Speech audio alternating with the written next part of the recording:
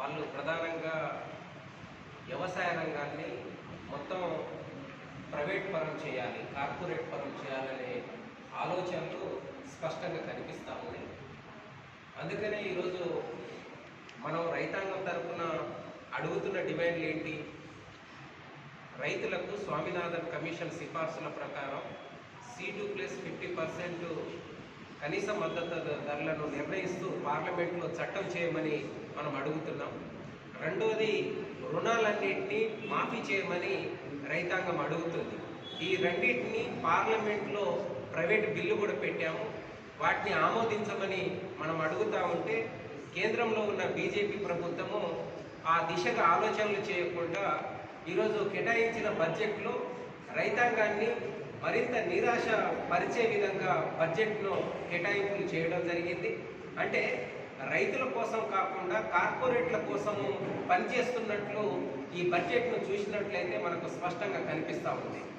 అదే రకంగా రాష్ట్ర బడ్జెట్కి సంబంధించి చూసినట్లయితే రాష్ట్ర ప్రభుత్వం కూడా ఎన్నికలకు ముందు మేనిఫెస్టో ప్రకటించింది. అదే రకంగా ఒక వైట్ పేపర్ని కూడా విడుదల చేశారు. ఇక్కడ ప్రాజెక్టులకు సంబంధించి ఏం చేస్తాం ఏంటనే దాని గురించి చెప్పారు. కానీ బడ్జెట్ విడుదల చేసిన దాంట్లో చూసినట్లయితే వ్యవసాయ రంగానికి పెద్దపీట వేశామనే దాని గురించి చెప్తా ఉన్నారు. కానీ బడ్జెట్లో లోతుల్లోకి వెళ్ళి పరిశీలన చేస్తే ఈరోజు పెండింగ్ ప్రాజెక్టులు ఉన్నాయి. అదే రకంగా రైతాంగానికి సంబంధించిన అనేకమైన డిమాండ్లు ముందుకు వస్తూ ఉన్నాయి.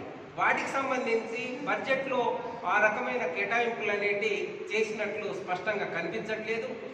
ప్రాజెక్టులకు సంబంధించి వాళ్ళు వైట్ పేపర్స్ విడుదల చేసినప్పుడు ఈ ప్రాజెక్టు పూర్తి చేయడానికి ఇంత బడ్జెట్ అవసరం అనేది వాళ్ళు అందులో చెప్పారు. కానీ ఈ కేటాయింపులకు సంబంధించి చూసినట్లయితే ఆ రకమైన కేటాయింపులు ఇందులో కనిపించట్లేదు.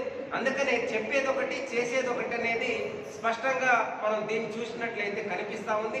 అందుకనే ప్రభుత్వాలు చెప్పేదానికి చేసేదానికి పొంతనుండట్లేదు. అందుకనే రైతాంగము, కార్మికులు, కర్షకులు, అదే రకంగా దళితులు, గిరిజనులు ప్రధానంగా వ్యవసాయం అనేది ఆధారపడి జీవనం కొనసాగిస్తూ ఉన్నారు. అందుకనే అందరం ఐక్యంగా ప్రభుత్వం అవలంబించే రైతాంగ వ్యతిరేక విధానాలపైన భవిష్యత్తులో పెద్ద ఎత్తున పోరాటం చేయాలనేది ఈ బడ్జెట్ అంశాలను చూస్తే అర్థమవుతా ఉన్నాయి. అందుకనే దళితులు, గిరిజనులు, అదే రకంగా కార్మికులు, కర్షకులు ఐక్యంగా ప్రభుత్వాలు అవలంబిస్తున్న విధానాలపైన భవిష్యత్తులో ఆందోళన పోరాటాలకి సిద్ధం కావాలని ఈ సందర్భంగా తెలియజేస్తున్నారు.